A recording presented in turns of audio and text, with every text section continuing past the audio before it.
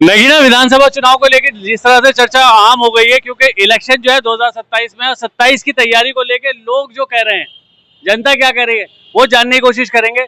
Azad Samaj party को लेकर चर्चा ये चल रही है, अगर जैसे नगीना विधानसभा की बात की जाए, पहली बार ऐसा होगा कि आजाद समाज पार्टी भी मैदान में होगी। वहीं अगर और पार्टियों की बात करें, जैसे मीम पार्टी भी मैदान में है, समाजवादी पार्टी भी मैदान में है, लोगों का कहना यह है कि बीजेपी मजबूत होती नजर आ रही है। अस्सलाम वालेकुम। बीजेपी मजबूत होती नजर नहीं आ रही है। ये जो सामने अब स्टैंड पे सामने है हमारा समाजवादी का और आजाद समाज पार्टी का रहेगा, ठीक है। तो बीजेपी का तो नगीना विधानसभा के अंदर कहीं नाम ही नहीं आता, कोई आज तक विधायक सामने नहीं आया। दूसरा हो सकता है हमारा एमआई के साथ में गठबंधन हो, आजाद समाज पार्टी का और एमआई का। अगर ये होगा तो मोस्ट वेलकम, मना किसी को नहीं है। हम हर किसी से गठबंधन के लिए तैयार है कि आजाद भाजपा को छोड़ के कोई भी कर सकता है। समाजवादी चाहे समाजवादी बाहर कोई भी आके हमसे गठबंधन करना चाहे तो हम हमारी तरफ से मना नहीं है। आजाद समाज पार्टी पूरी तरह से मजबूत है, खास करके नगीना विधानसभा के अंदर बहुत मजबूती के साथ में इंशाल्लाह इलेक्शन लड़ा जाएगा।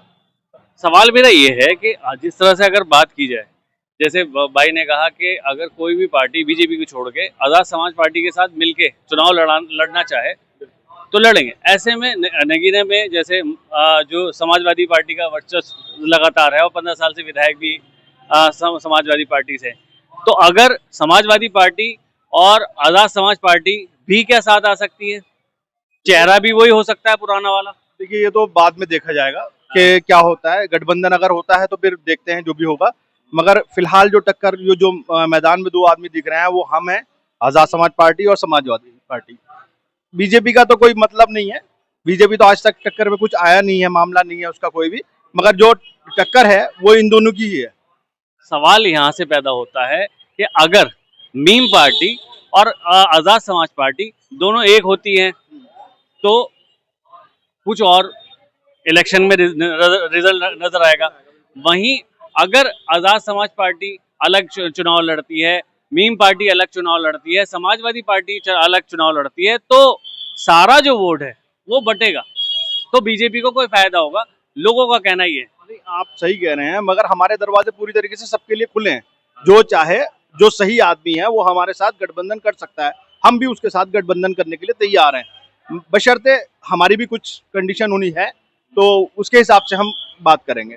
मतलब अगर कुल मिला के नगीना विधानसभा चुनाव को लेकर चर्चा करें तो गठबंधन वाली बात चर्चा चल रही है। ऐसे में समाजवादी पार्टी से पहले भी आजाद समाज पार्टी का गठबंधन नहीं हुआ था, तो अगर ऐसे में अब गठबंधन नहीं होता तो क्या ये सीट जो है समाजवादी से खतरे में है कि किस तरह से?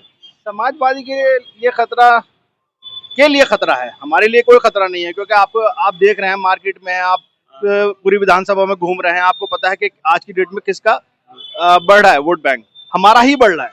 समाजवादी को हमसे गठबंधन करना पड़ेगा अगर उसको ये सीट चाहिए तो, है ना। बाकी ऐसा कुछ नहीं हो रहा। बीजेपी तो कहीं से कहीं तक है ही नहीं। अच्छा, हाँ, हम ही है। अच्छा। अब समाजवादी को अगर एक सीट बढ़ानी है अपनी तो उसको हमसे गठबंधन करना पड़ेगा। गठबंधन में हम लड़ेंगे यहाँ से और इंशाल्लाह जीतेंगे। तो अगर जैसे अगर समाजवादी पार्टी से गठबंधन हो भी जाता है तो ऐसे में अगर चेहरा वो समाजवादी कहता है कि हमारा समाजवादी पार्टी कहती है कि चेहरा हमारा ही होगा, तो फिर क्या होगा? वो तो देखने वाली बात है, बात की बात है, हाईकमान करेगा।